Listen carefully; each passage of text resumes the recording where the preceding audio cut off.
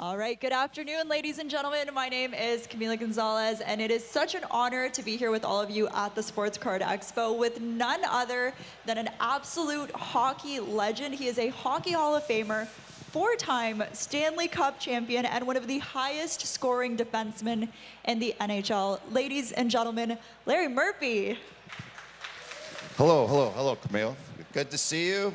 This is quite the event. Before we get started, I just can't believe the number of people that this thing draws. It's incredible. And it grows and grows every single year. Listen, it is so exciting to have you here chatting all things about your career and, of course, trading cards. So I want to ask you, do you remember the first time that you ever saw yourself on a trading card?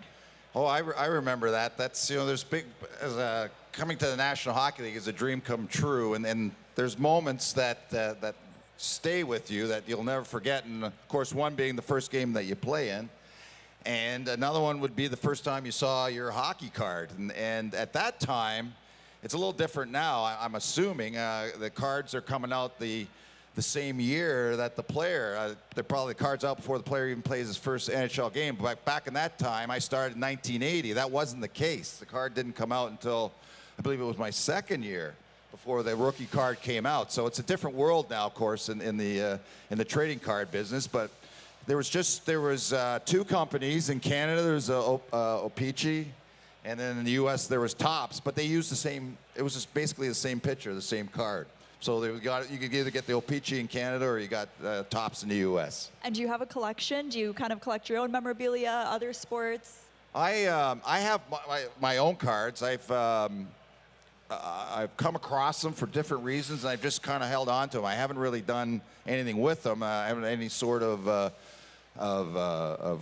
wall display by any means, but yeah, I come across them. It's amazing those years there in the 90s where it seemed like there was like 10 different companies were in the card business, and every year you had 10 cards of yourself. So you really accumulated a lot of different cards. And even to this day, I come across a card that I've never seen before. That came out in the 90s for some obscure company that had a license to do it. Of course, business is a lot different now, but yeah, it was being on the cards very exciting. Now, in terms of personally collecting cards, I wish I'm sure everybody in this room that's around my age or older wish I had held on to my cards and I didn't stick them in the spokes of my bicycle. I could be living the life right now if I still own some of those, especially those rookie cards, the Bobby Orrs and players from those eras, because I was born in '61, so I was right in the thick of collecting cards when Bobby Orr came to the NHL. But unfortunately, they got abused by the bicycle spoke, or my mom threw them away. So just a travesty, to say the least. And you mentioned your first ever game in the NHL. Was there a moment in that season where you looked around and you were like, oh wow, like this is the big leagues? That's funny you asked me that, because my favorite rookie story is, of course, it was a special moment playing my first game, and it was in Los Angeles with the Kings. Probably the most memorable moment in my rookie season was when I was with LA. We went to play the Canadiens at the Forum, and I was starting that game, so I was standing on the blue line for the national anthems. And at that time, they had a great singer, Roger Doucette, which was a legend. And I grew up watching him anytime I could see Montreal and Hockey Night in Canada. My dad was from Montreal, so he was a diehard Canadiens fan. I was always a Leaf fan. So I was quite familiar with, well, obviously, I knew, like any kid, I knew every player in the league. So I'm standing on the blue line. Roger Doucette is belting out the national anthems. I look across the ice and I see Guy Lafleur. I see Serge Savard. I see Larry Robinson. They're all starting. These are all guys that I, thought the world of, my idols. And I was so nervous at that time. This is the only time in my life this has ever happened to me. I've been in a lot of, pressure situations playing hockey, but nothing like this. I was shaking so bad that I was worried I was going to fall down. I mean, that's how bad. So I'm standing there, and I'm just concentrating, and it's two anthems too, of course, being a U.S. team in Canada, and I'm standing there, and I'm I'm just saying to myself, please don't fall down. Please don't fall down. And I didn't fall down, but I was so relieved when it was finally over. I could move. So I mean, that's that just kind of gives you a little sample of just how special it was for me to play in the National Hockey League and play against these great players. And huge games you have played.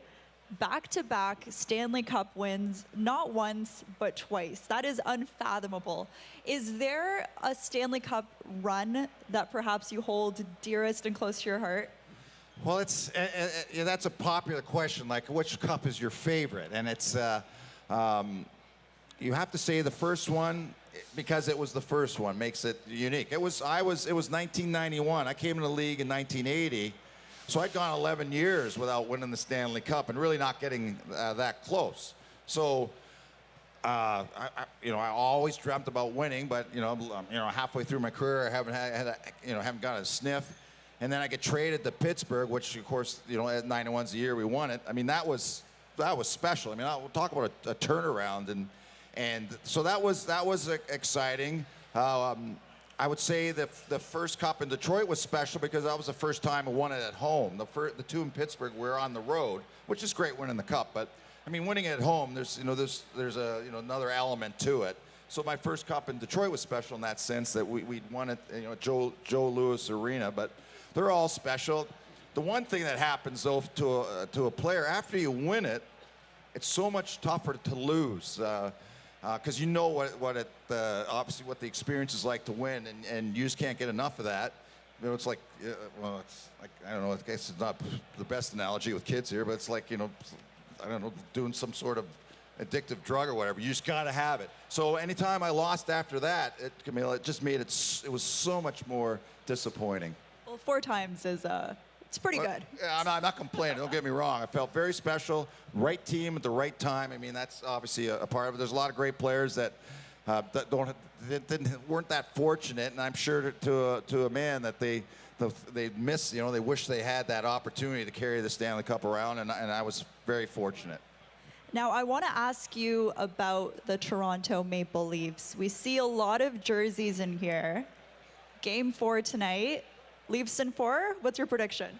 Well, it's tough. The fourth game's, I expect the Leafs to win without a doubt. The fourth game, Ottawa's trying to, save face.